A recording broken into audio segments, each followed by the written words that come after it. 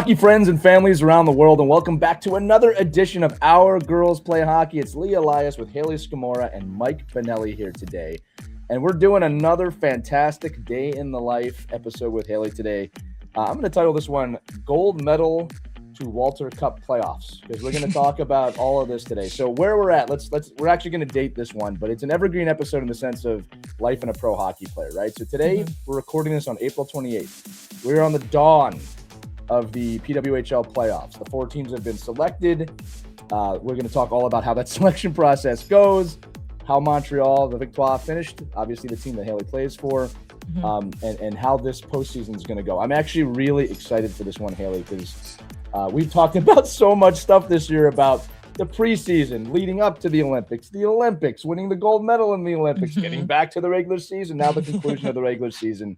It's a pretty cool time to be alive. So let's start there. All right. First off, big congratulations. Montreal clinched first place over the 30-game season. A lot of hard work goes into earning that position.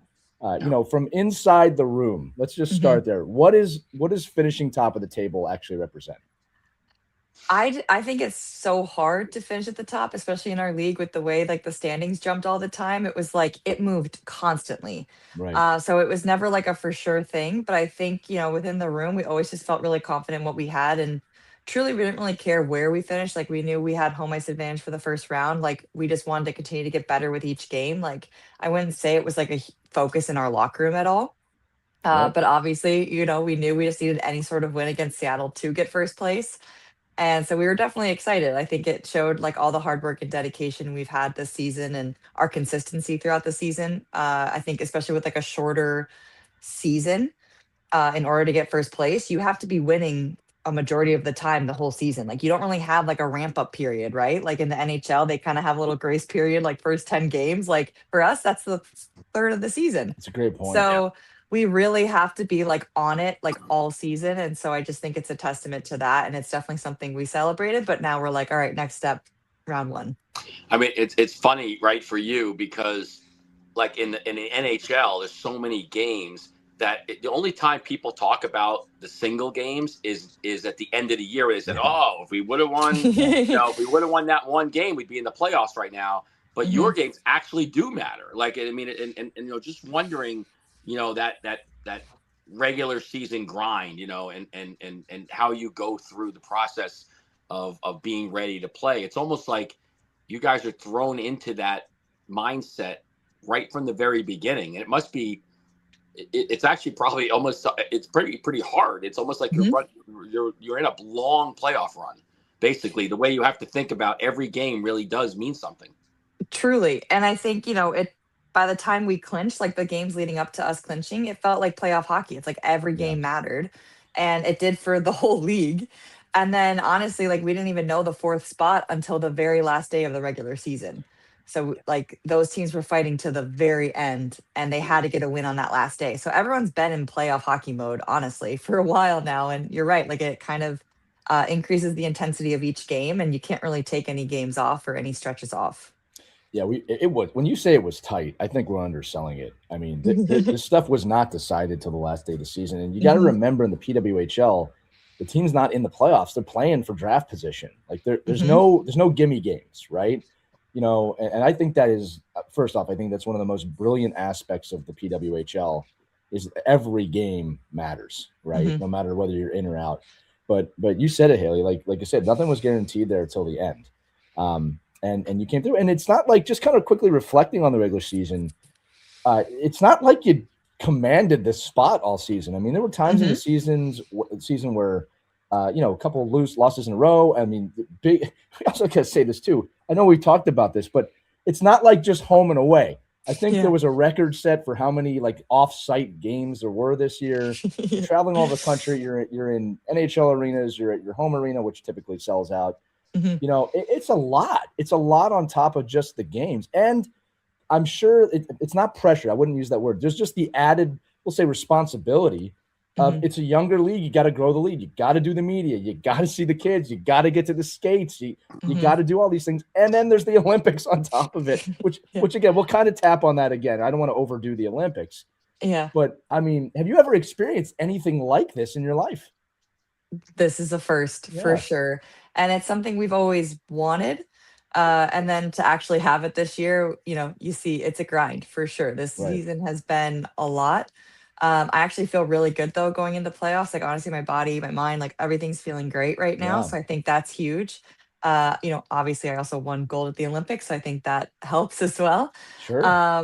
But yeah, it's definitely a grind at times, but I mean, we absolutely love it. It's what we've always wanted. We've wanted a professional league to play in where we could also show off our talents year round and not have it just be at the Olympics. And so we know part of that is also going out to see the kids that take over games and reaching out to the communities that we're in currently and just making sure like everyone knows where we are, where they can find us. Cause then once they do find us, they're hooked. Like that's what I always say. Like you come to a game, you are a fan for life, like truly. No, I agree with you on that. If anybody has hesitated for whatever reason to not check this out, you're crazy at this point. Go ahead, Mike. No, I'm just saying it's like a very entrepreneurial league. Like everything you're doing has to be cutting edge and different and have some kind of flavor to it that, separates, what everybody else is doing. And I think one of the to me, like one of the coolest things, like I mean, as a player, you'd always hear, you're going into the playoffs. We don't care about our opponent. Doesn't matter. We got to go through the best anyway. Wherever we're going to get at the end, we got to play, great hockey. But in the PWHL, the first place team gets to pick your opponent. I mean, talk about laying the gauntlet out. I mean, it's such an in your face, like, and I know I just like to hear, from a player perspective and the process and the whole piece of that, because to me, it seems like, I'm going to call you out. We want you. We want to play you. But that's really not like the strategy behind it, right? I mean, what is the thought process that goes into having the opportunity instead of just saying, hey, just throw some names in the hat and let us know who we're playing? So this is the first time I've personally been in this position. So it's definitely very interesting. You only get 24 hours to decide, like after we clinched, like it was fast. And honestly, we traveled that whole day. So like the next day. And so we're at the airport, we're like, all right, who are we playing? What's going on? And so, the staff like surveyed the girls, like we had to answer like that next morning, like, what our thoughts were, why those were our thoughts.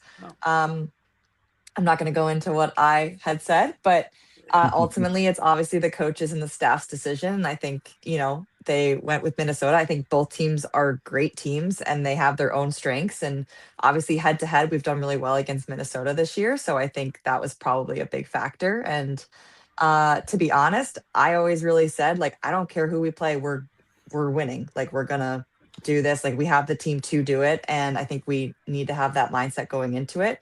However, you are also giving that team some fuel.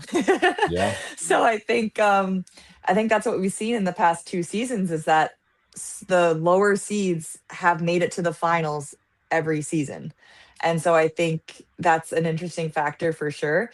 We're looking to obviously change that this season, but you definitely do, whoever you choose, regardless which team you end up picking, you are giving them fuel. Well, from a league perspective, right? It actually bolsters both sides. It gets the team that was selected to play you, their fan base, and they get ravenous because like, hey, we mean something, like we are important, and then it gets you guys in a place where when you're in a long season and you're playing in a regular league, and you see it every day. Like in the men's side is you'll play a team 3, 4, 5 teams and sweep them through the regular season. And all of a sudden you'll play that team in the first round of the playoffs and you lose in 4 games. Like it just doesn't matter, right? So I love the fact that the players were surveyed to a certain extent and that the coaching staff was like, okay, let's hear from every side of this piece. But at the end of the day, like you'll have to get through everyone anyway. Exactly. Right. Yep. So, I mean, if I, I'm not going to get into the psychology of what you guys thought about, but like, to me, it's like, listen, let's get through the toughest, let's get through the toughest battle. Like at the fact that we're the healthiest, and it's I can tap on this too, Mike. So Haley, I'll save you here because I have been in these positions as a coach when I coached in Europe. Okay, so we don't have to make it specific to Montreal and Minnesota here, but I can say that when I was coaching in Europe, we had the same structure of we got to pick our first round opponent.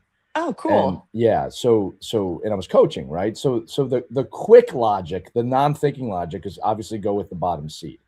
Okay. And Obviously that plays into the consideration if you're the last team in the playoffs, and then there's a little bit of, okay, that's what was supposed to happen anyway. So that does kind of alleviate a little bit of they're calling us out, but that's the quick, easy decision. When you really start looking into it, and this, I'll say this like perspective for the audience, right? Yeah.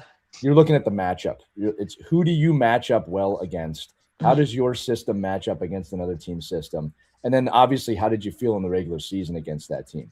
And in my experience, and again, Haley, I'm not asking you to comment on this. In my experience, if we owned a team in the regular season, we wanted to play that team again in the playoffs.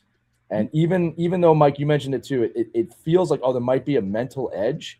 I actually found, and this was proven in our victories, that and I'm going to use the word kind of ownership in the regular season over a team carried over into the playoffs. The doubt the opponent had trumped any kind of anger that they had with us picking them, right? But and also we matched up well against them. They did not play well against our team, and that's what's funny about pro sports, right? Like you could be 1, 2, 3, 4. Sometimes there's a team lower in the standings that just plays you well.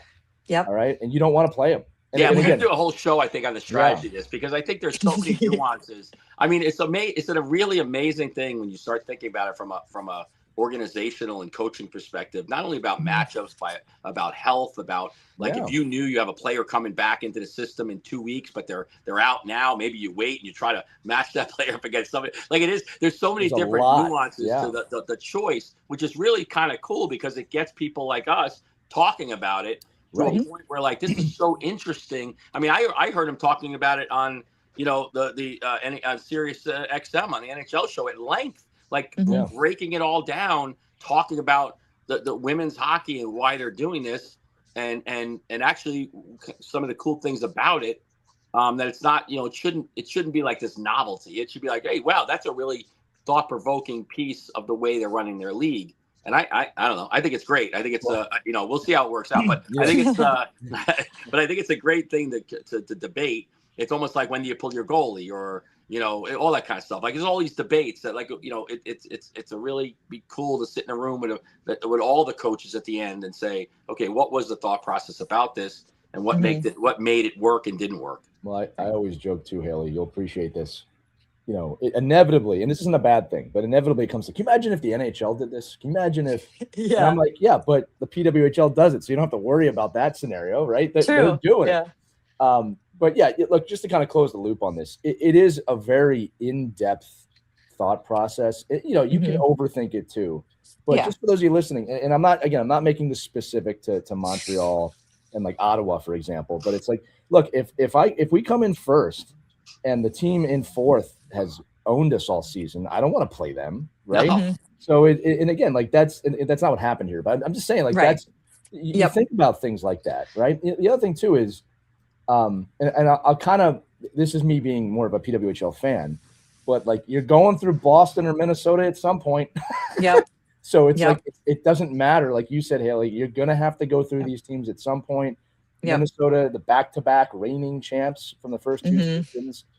And then I'm going to kind of transition here to the next question. Yeah. Whoever you play, you've got Team USA teammates. You play, right? It's like you're going up against Heisey right away. It's amazing to think about, right? And and I find that fascinating. So this is where I want to go now, all right? And I love these day in the lives because we talked about this months ago. At the start of the season, you talked about how great you're feeling right now, which I love for you. At the start of the season, you didn't know. I remember you were like, we'll have to see how I feel. So look, timetabling for everybody. It's April. What a gold medal, one of the greatest moments in history, hockey history in February, right? A few months later, now you're getting ready for the Walter Cup. I don't even know how to think about this, right? You had to get yourself in a playoff mentality for that tournament in Italy.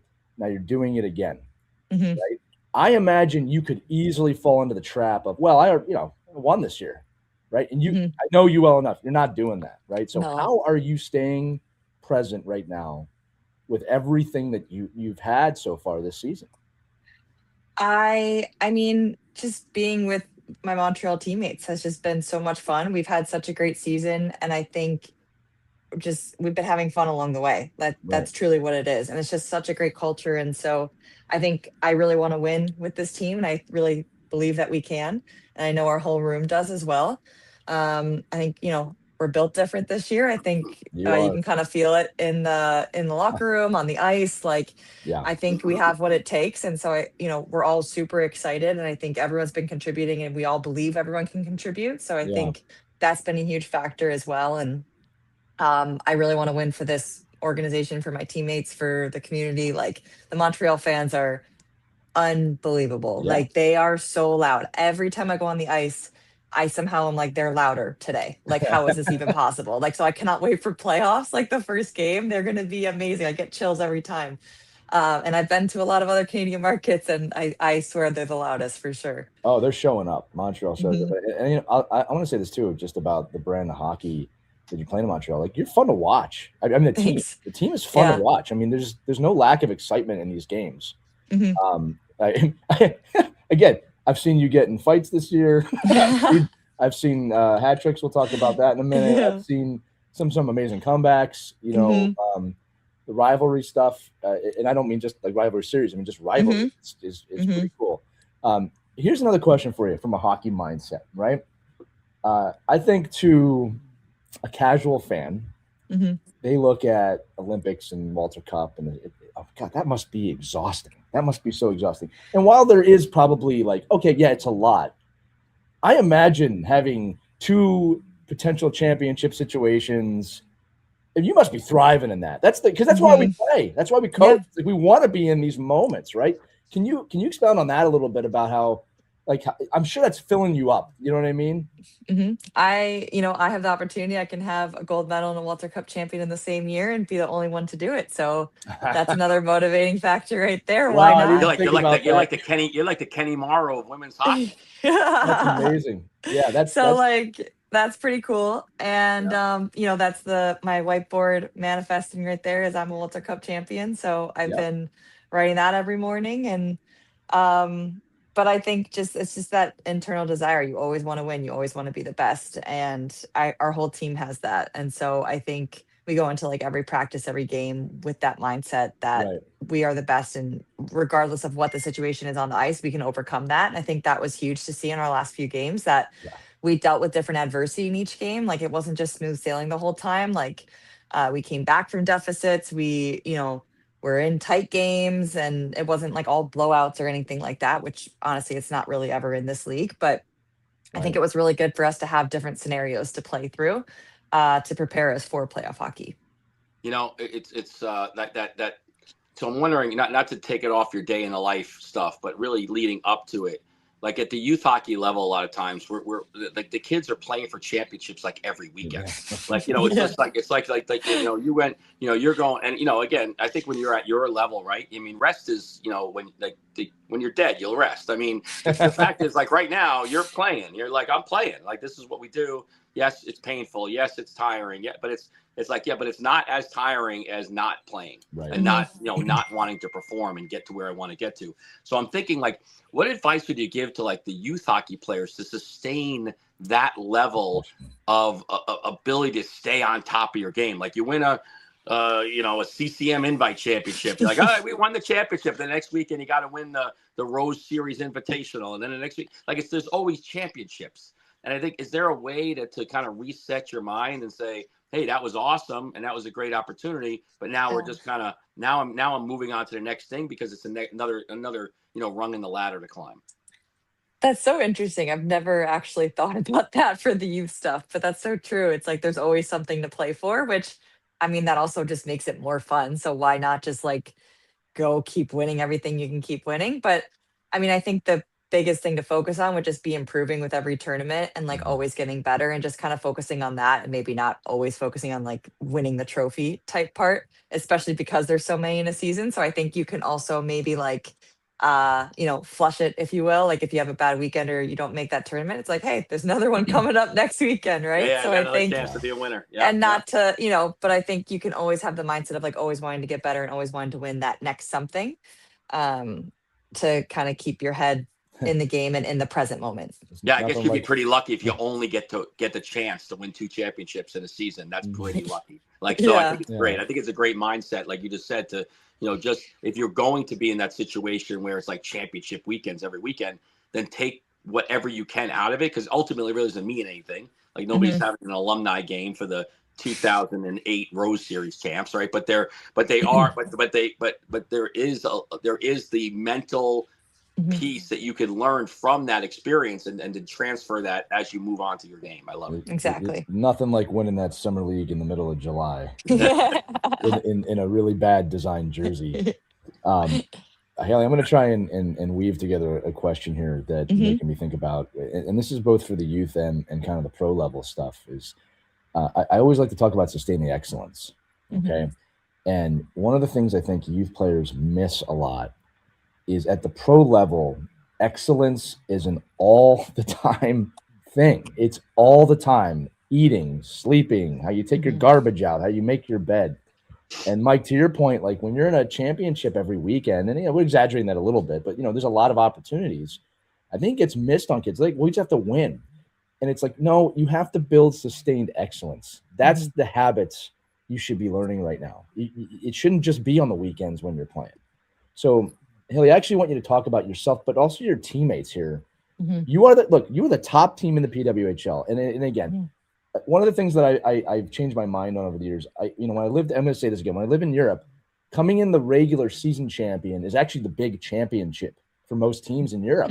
It's not the playoffs, right? And I hated that when I moved there, because you grow up with the Stanley Cup, right? Yeah. But you start to realize that, and you said it, like, the sustained winning to be on top of that table by the end of the season is unbelievably hard. All right. Most consistent team in a lot of different ways, but it comes from sustained excellence. Talk to me about your teammates and the habits that you see that helped this team get to where they are, that are uncommon, that are probably not seen on your interviews and not seen on the screen, right? Yeah. I mean, I would say it comes down to just like the will of the players, but also just like what the staff provides as well. I think we have a great staff, and we get a lot of free time on the ice where either a skills coach will come out to work on something, or the players themselves just go out either before and or after the practice. Right. And there's always people doing that, to the point where it's almost too many people and you have to like find your space to do something. Right. But again, like, everyone wants to continue to get better. Everyone's like perfecting their craft as much as they can whenever they can. Right. Off the ice, we're doing warm-ups, primers, speed stuff, workouts after, like cool downs, getting, just tailoring what you need for your body going into, the week, whatever it may look like. So for us, we had a warm up and primer this morning, then we had practice with free time, then we had free time after practice, and then a workout, and then a cool down. So it's like, and then a mental mindset talk as well with our sports psych. So it's like, I love that. We're on it. Like, we're doing all the things you can do, and everyone knows what they need for their routine as well. And the coaches are always looking at things that we can improve on too. So we had like hockey talk before practice, like what we're going to focus on for practice throughout the week. And I think we're all on the same page. We'll do whatever it takes to win and focus on what we need to in order to be the best we can be against our opponent. Yeah, it's kind of now I'm thinking about it, it's kind of a complete reversal on a previous Olympic year, where the Olympic team would have kind of gotten this stuff. You didn't get that this year. No. Now it's the pro. I think that's a pretty big statement for women's professional hockey, that it's not that it replaced the Olympics or anything like that, but it's wow, like that now that's where the focus is with this stuff. It's a great answer, Haley. And like I said, for the kids listening, I love that. First of all, thank you for mentioning the staff, because like I'm in that role now, right? The hours that we put in, but also you're alluding to it, this never-ending desire to get better, to learn, to find education.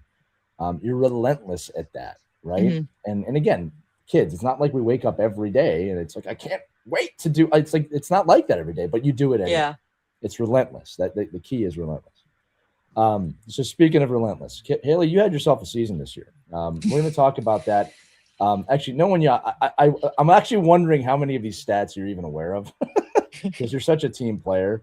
But let's talk about your season. Obviously, 30-game season. Mhm. 8 goals, right? Mhm. 3 of which came on the fastest hat trick in league history. We will discuss that on a future episode. We're going to dedicate a whole episode to net front presence because you scored I don't want to say the same goal 3 times, but you scored 3 similar goals, all right, in front of the net. 8 assists, 16 points. That's good enough for top 5 on your team. Again, I don't know if you realize that. When we started the season, you were very open. I'm looking to contribute. My game is more of a mind game. You're top 5 in points, right? Yeah. So how do you evaluate your own season, regular season? We can say that. I am very proud of myself. I had a really hard year the year before. I think I had 3 points total in the whole season. Like it was just, and then I was trying so hard to get points. Like that was my only focus that season. And then of course, the harder you try, the more it's not coming. Slips through your fingers. And yeah. so exactly. And I think, my focus this year was just to continue playing my game and whatever happens, happens. And I just wanted our team to win. And I think not that I didn't want our teams to win before, but I was so focused on my outcome that I think I just had tunnel vision a bit and I lost sight of what my game was. So I just felt like the fresh start in Montreal was hugely helpful. I think, I was clear on what I needed to do in order to be the best for this team.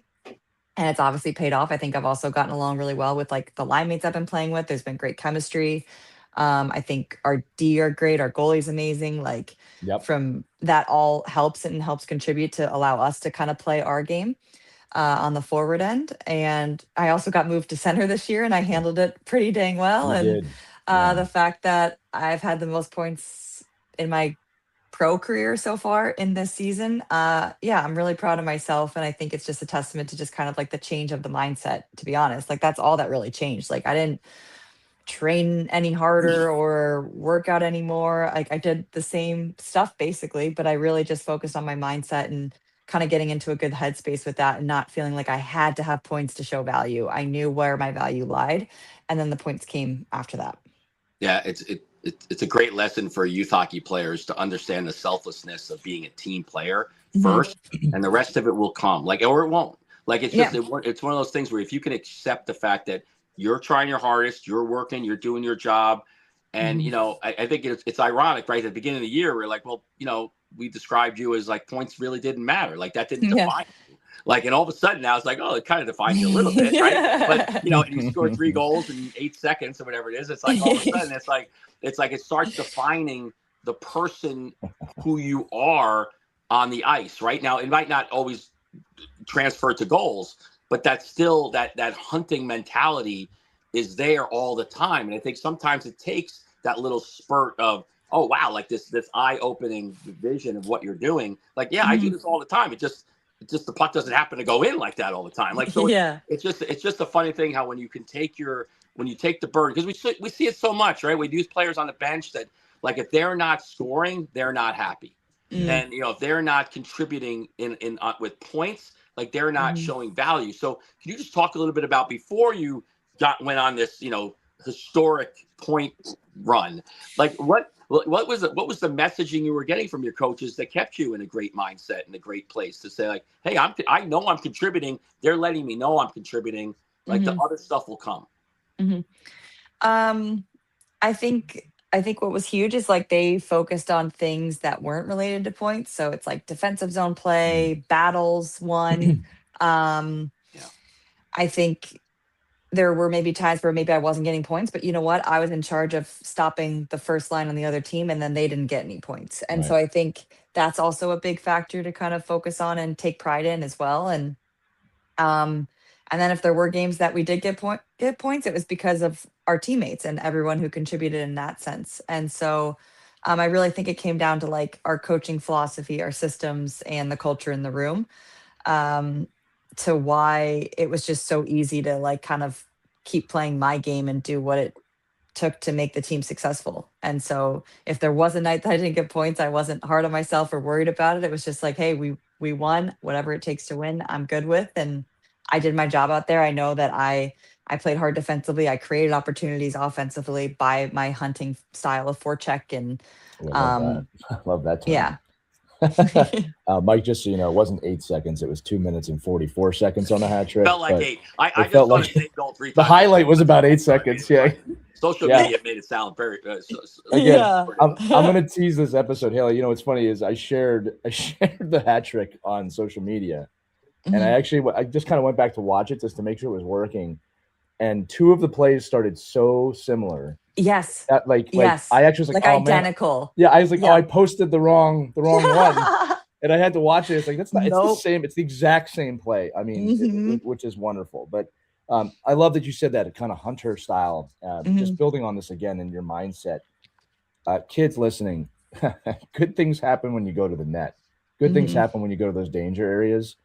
Haley, there's so much poise in your game and the timing about how you get there. Like, and again, that's what you focused on and you Mhm. were rewarded for it. Now, here's another thing I wrote down. And this is what I love about you. All right.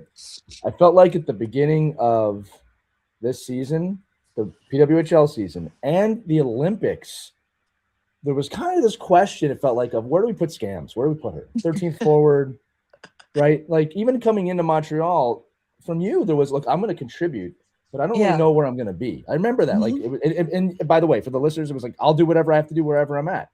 Mhm. Yeah. We've got to explore this because you have willed your way to being prominent Mhm. on both the Olympic team and this team. And I Mhm. think it's important because kids listening coming, I don't know where I fit on this team. That can be a huge downer. All Mhm. right. You willed your way into a position of not just importance, but you are contributing Mhm. massively. Can you talk to me about the mindset of that? And again, yeah, you're a very humble, beautiful person. Don't get me wrong. But Thanks. like, you know where I'm trying to go with this, right? Because there's Yeah. something different about you to do that. Yeah. I think with USA, I definitely was still the 13th forward, but my mindset with that was always just like, I know my ice time is limited. I'm going to go out there and do what I do best for whatever ice time I get. Cause clearly Yeah. I will have the energy to do that every shift, right? Like I have no excuse. I can give Right. like a That's a hundred percent great of way what of I've looking at got. it.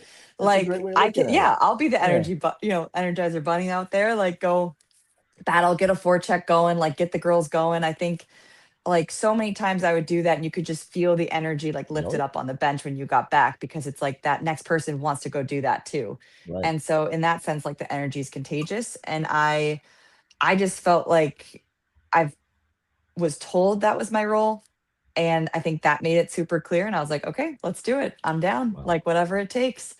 And and then with Montreal, I was kind of like, I knew what my season looked like before. So I Yep. wasn't expecting to be put anywhere like super high up in the lineup chart or anything like that. But I also knew what I was capable of. So I just kind of kept my head down and kept working hard and Yeah.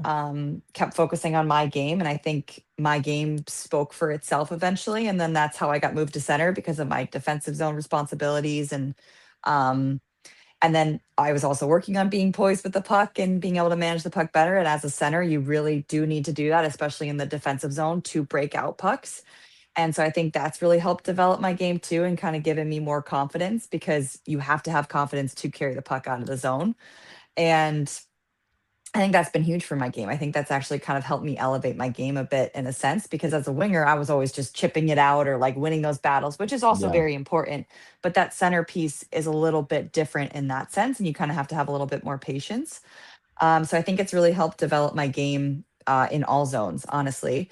And and it wasn't like I was looking to be moved in the lineup. I just wanted to bring what I knew I could bring to the team. And it just kind of eventually led to that where now I've been like first or second line. Like obviously with Pooh out, I was helping out more first line, but now like second line, I would say. Yeah. Um, And special but teams. again, Don't and downplay that. yeah, Yeah, you're on the yeah, special and teams a power lot. play and penalty kill, yeah, and I Yeah. love my penalty kill, so I Yeah, that's that's my obvious. favorite on USA and with Montreal, but and definitely with USA, that was obviously a huge role that I took a lot of pride in as well, and um, so yeah, I think it's just owning your role, whatever it is, and it'll make the team better if you do that. Like otherwise you're like the downer on the bench that's bummed about their ice time. It's like no one wants to Right. hear that or deal with that. Like and you can still have an impact with limited ice time.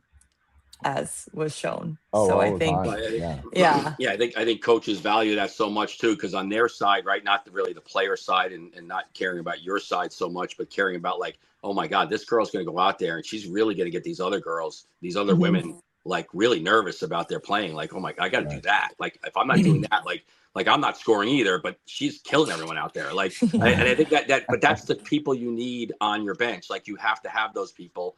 And I think, so my question really would be, and it's kind of it's a little different, I think, with your league, right? Because we talked about how you're playing such a shortened schedule already.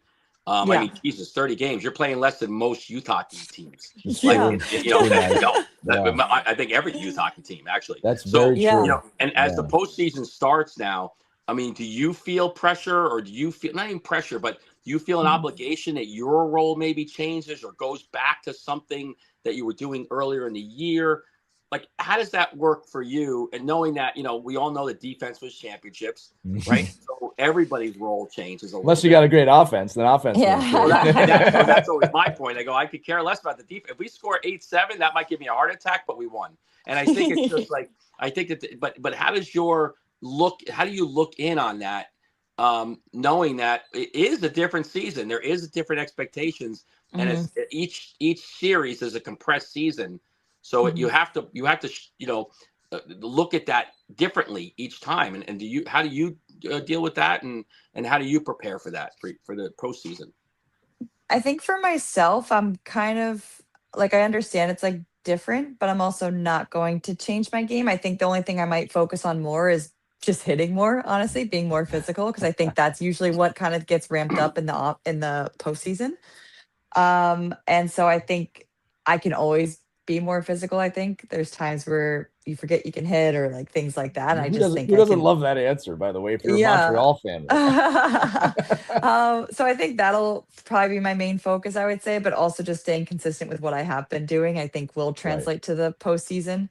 So I'm not gonna go like too crazy. I think we, part of our team meeting today, we kind of just talked about like continuing to do what we've been doing will make us successful, and not trying to do too much as an individual because it's playoffs. It's like, no, this has been working because of our collective, and just because it's playoffs does not mean we have to like all of a sudden do everything on our own. It's like continuing to do the things as a team that we have been doing. And I think for me, that's continuing to be really hard on the forecheck, continuing to be really good in the defensive zone, creating offensive opportunities where I can, and obviously putting some in the back of the net too. But yeah, I'm super excited for it. I cannot wait for it to get started. But yeah, maybe a little more physical play would be my answer for what I can bring. You know what I always tell my teams, Haley, around this time of year is the word is amplification. Amplify, right? It's not about changing anything. It's everything needs to be amplified. The focus, the mindset, the play, the physicality, amplify. Right? Because if you play regular season hockey in the playoffs, you will not go far in the playoffs. And that's in any league, division, doesn't age group, it doesn't matter. If you come in with a regular season mentality, you're going to get not regular season results. Right. So you could go. Well, that's what was my question, I guess. Too, like in the PWHL, like in the regular hockey, you can go on a 3 or 4 game losing streak. Like, but the PWHL, you really can't. Like, it's hard. It's like it changes the whole aspect of where you're at, and then which is why I like it that you're going into the playoffs, because the playoffs you can't go on a 3 game losing streak. Well, except maybe you're out. But no game, unless you're Pittsburgh and able to come back, but you can't just it's really tough, right? It is a different season. Well, and let's say this too, Haley. Let's set it up the playoffs, right? These are best of 5 series, correct? Yep. Right. So it's six wins to the final, to the trophy. Again, 6 wins to the trophy. Again, it doesn't sound like a tall mountain to climb. But that's a really tall mountain to climb, and you're crawling for every one of those victories, right? So I mean, you've been here a little bit before, right? We talked about amplification. Everything's amplified in the PWHL this time of year, right? Like it's in a best of 5 series, man, 1 loss is a lot. 1 win is a lot. Right? How do you approach that as a team? Or you're not even thinking about it, just 1 game at a time? one game at a time. I think Yeah. otherwise you get too kind of far ahead of yourself. And it's also if there, if there is a win, if there is a loss, like not getting too high, not getting too low, I think that's also huge. Like we can't take it super hard. Like we can be mad about it for, the night. And then next morning it's like focus and go to game two. So I think Yeah.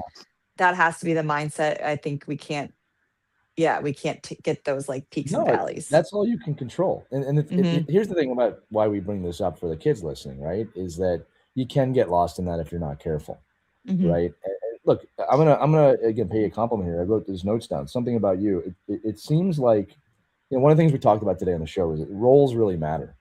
Hmm. And this is for the coaches listening. You will do yourself a huge favor if you assign real roles for your players, not BS Hmm. roles. Don't go tell a player you're an energy person, never put it on the ice.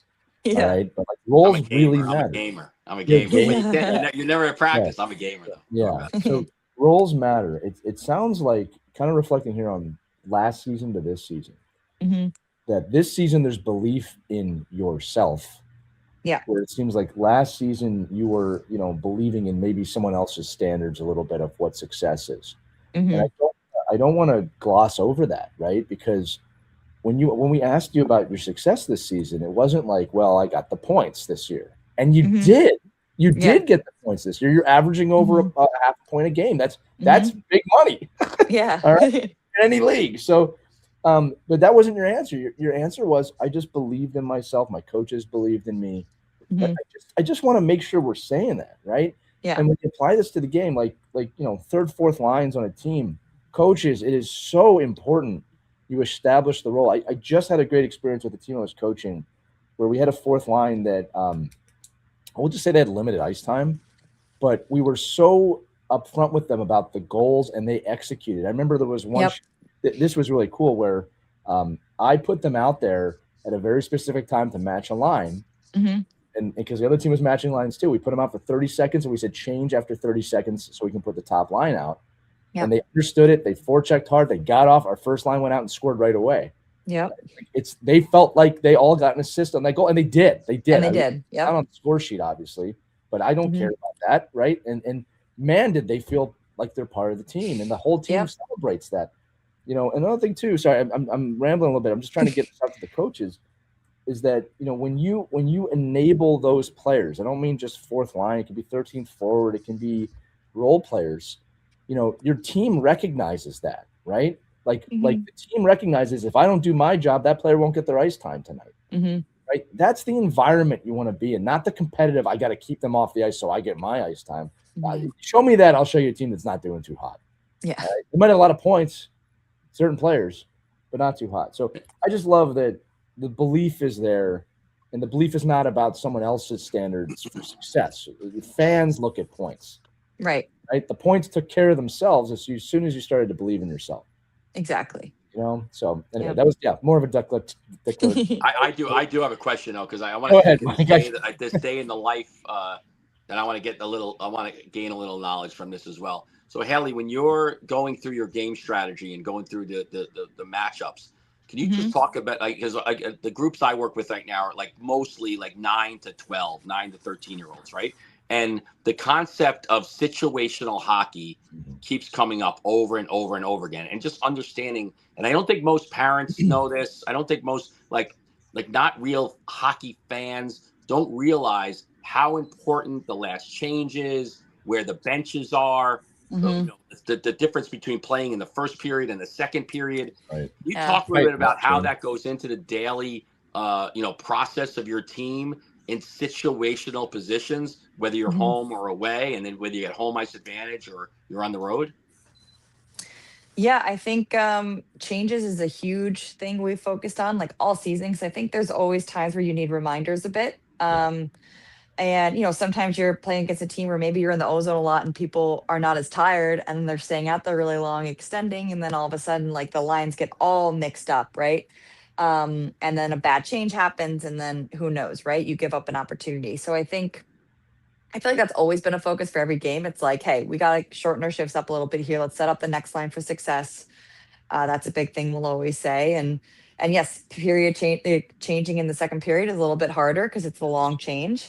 And that can get tricky as well, obviously. So you really have to be more mindful of your How changes you then. get defense to hate you if you don't know what you're doing there. Yeah. Oh yeah, and we're like, forwards like aware our D are trying to change, like help them out Yeah. here. Well, that's it. I, When a player doesn't know to get the puck in deep, it's like it's not yes, always go go go go go. It's always it has yes, to be like, okay, at this point in the game, we need this, and I think that's why gaining. I think in a league like yours, like gaining that home ice advantage and gaining that hmm the opportunity to be the last change and controlling the game more.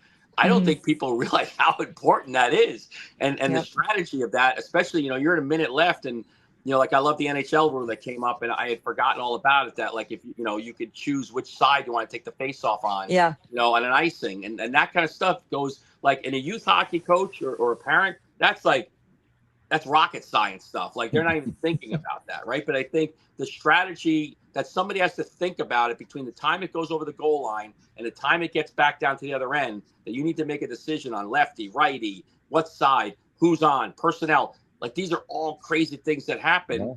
Yeah. And it sounds like you guys are covering all that with your team meetings and your strategy hmm sessions, and obviously knowing that you've had the full season to kind of build this into your repertoire of this is how we play yep, the game. This is what we focus on, and these are the things we're going to concentrate on. Not to change our game, but we're actually sharpening our game right now. yep, yeah, exactly. I think it's always sharpening and like always getting better, and I think that's been our focus since we've. Well, I mean, honestly, the whole season, but like Mhm. since we've clinched, it's been like, okay, we are building to playoff hockey. Let's like tighten up on all aspects of our game. So it's been a continuous process. Yeah, I wish hockey fans specifically, like fans who don't play, could understand how tight the screws have to be. Because hmm they're like just going back to the changes, right? hmm And again, for the audience who doesn't know, because we're talking pretty high level here. In the second period, when we say long change, the bench is positioned farther away from your net. So what happens with the defense is if it takes them more ice to get off the ice because the bench is further away. So if the forwards aren't aware of that, and you make a dump at the wrong time or you turn it over at the wrong time, you very well might not have defense on the ice if they've Yeah. just changed. All right. So, and we see this in youth hockey all the time because people miss that. So like these are like it's the minutia, the tiny, tiny things.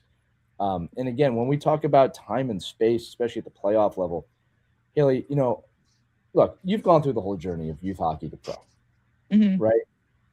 I'm going to see if we can do this. Can we even try and quantify what time and space is at your level now versus when you were like 10?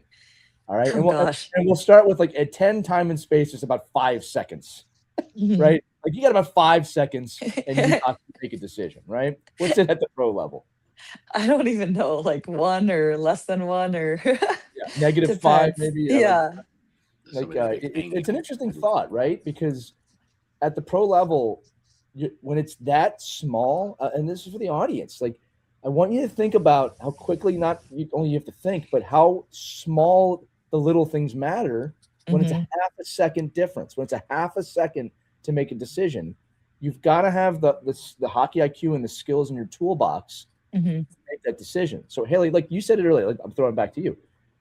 Talked about your poise, right? Like that's not something you snap your fingers and suddenly you're a poised player. Now, I will Mhm. make this statement on your behalf. I believe you are the most poised player in this league. All right, I've Thank been you. watching you all season. I tell my players to watch you Oh. because of the poise that you show on the ice. That did not develop overnight. Talk to me about how you learned to Mhm. develop that skill set, especially now that you're in the middle. Well, thank you very much. To be honest, I don't know if I wanna say it's been this year is probably the most poised I have felt. Sure. Because I think in years past, I always knew I was giving the puck away too fast or just like chucking it when I didn't need to because I didn't feel confident enough to hold on to the puck longer.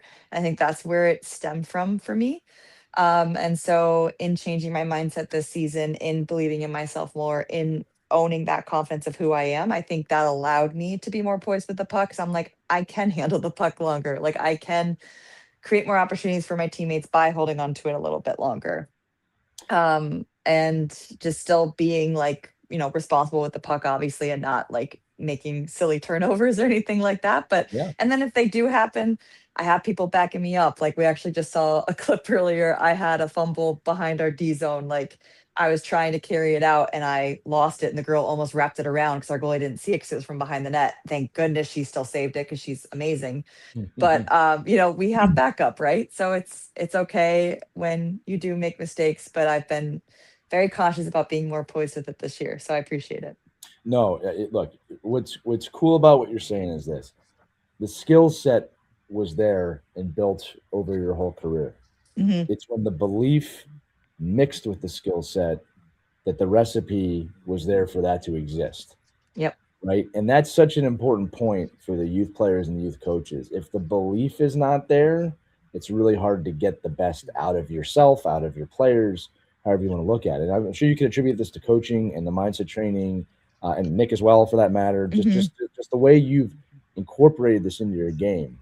And it's not to be undersold. You don't have to be a pro player to start training like this mentally. In fact, the younger you start, the better. Right. So, I just think it's amazing. Thanks. So here's where we're at. Again, we're recording this before the Walter Cup playoffs. The next day in the life episode, we'll have other episodes in between, will be after the playoffs.